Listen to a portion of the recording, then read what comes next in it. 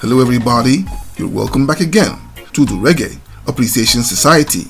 Though Trench Town is the most talked about part of Kingston, when the history of reggae music is discussed, the tough neighborhood of Waterhouse also boasts of its own fair share of talents and legends, from the likes of Black Uhuru, Don Carlos, Junior Reid, and legendary producers like King Tubby or King Jammy. But I believe one of the most talented human beings to emerge from there is the subject of this video in the outstanding Lacksley Castell, an unbelievable vocalist with a piercing warm tenor, heavily endowed with a level of songwriting ability way beyond his years.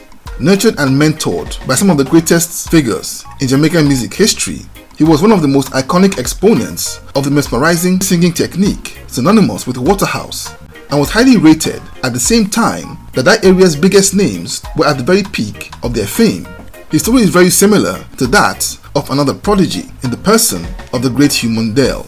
Both amazing talented lads who are poised to be the leaders of their generation, but both met with tragic fates and had their life journeys cut short before their time.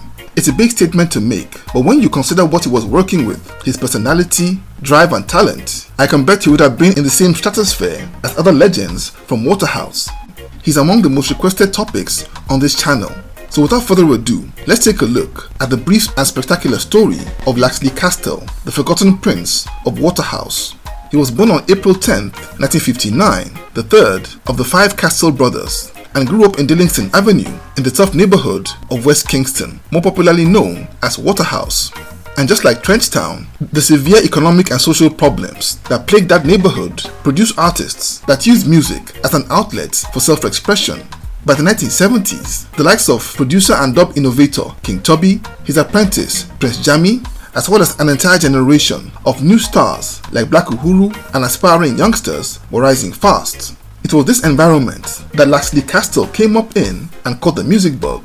By 1978, musical genius, ace instrumentalist and producer Augustus Pablo was in a close working partnership with King Tubby at his now legendary studio on Dromeli Avenue at Waterhouse, and in those days discovered plenty of local talents, including Lacksley, who he quickly took under his wing.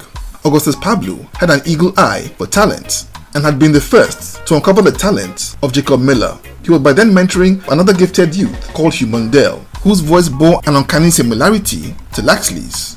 Augustus Pablo produced his first single in the brilliant Babylon World that same year, a critically acclaimed hit that was followed by Jah Love Is Sweeter in 1979 that was produced at Lee Scratch Perry's legendary Black Ark Studios, an epic masterpiece that became a surprise hit in the UK reggae charts in August that year as it breached the top 5.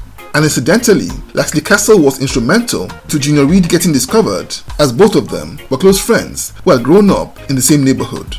Hugh Mundell had noticed them hanging out together and told Lacksley to bring him round to King Tubby's studio to audition.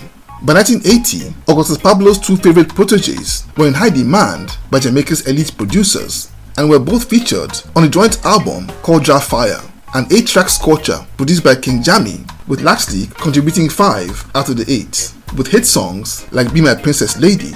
Lacksley's voice was powerful and piercing, and it was in high demand to lend his talents to established artist projects like Sugar Minor's legendary album Black Roots, was blowing listeners away on tracks of his like African Queen, a song I thought for years was by Hugh Mundell due to how similar his voice was to Hugh's. The two guys were best of friends, and even after Hugh Mundell parted ways with Augustus Pablo to start his own label, they would remain very close and tight collaborators. In 1982, Lacksley had laid down enough material like Cold Weather Nights, Government Men and Righteous Stand to make up what became his debut album In the Exceptional Morning Glory, a dub-heavy masterpiece that is a perfect fusion of heavy roots rhythms, courtesy of instrumentalist titans like Sly and Robbie, Lloyd Parks, Leroy Horsemouth Wallace, and other heavy hitters in perfect tandem with Lacksley's poetic deep lyrics and mesmerizing voice. A classic roots dub album of the golden era of reggae that is just as good in quality as his friend Hugh Mundell's classic Africa Must Be Free by 1983. A critical smash that was soon followed by the equally brilliant Princess Lady in 1983, also a masterpiece that blew critics away and was considered among the best albums of that year.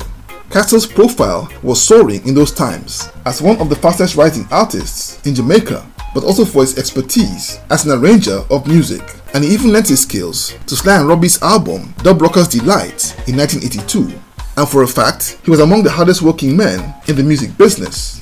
But the downside was that for years before then, he'd been plagued by ill health, which was made worse by his grueling schedule, which got even more hectic as 1983 ground onwards. But as the year was ending, a terrible tragedy would strike his circle. On the 4th of October, his close pal Hugh Mundell's home was burgled, and after getting tips from his neighbors, he found the burglar and got him arrested. A few days later, he was confronted by a man who was the brother of the same burglar, and after a brief argument, the man opened fire on Mundell, who passed away from his injuries a few days later at the hospital in Kingston at the young age of 21. The news sent shockwaves throughout Jamaica, especially through family and close friends, Lacksley inclusive, who was devastated at the death of his closest friend. The grief was heavy on him, but he tried to continue on his grind through his ill health, which I believe had been badly aggravated by the loss of Mundell. And very sadly, just 1 month after the tragedy, Lacksley Castell fell terribly ill after contracting a stomach virus and passed away not long after, also at a young age of 24. Lacksley Castell's incredible run was cut short as his stock was really taking off, with international labels already starting to take notice of his genius. I honestly believe that the loss of him, Prince Far Eye, and Mundell in that single year was a terrible blow that affected reggae's development in the 1980s. He was a born musician, an amazing artist with an incredibly bright future, and though his time on earth was really short, his amazing legacy lives on through his wonderful music. And more than 4 decades after he passed on, he's still amassing legions of new fans, heavily mesmerized by his creations that will always inspire, enlighten, and bring joy to listeners and true fans of the best of roots reggae for all time to come. So there you have it. Thank you for watching this video today. Please leave a like, subscribe, and until next time, God bless.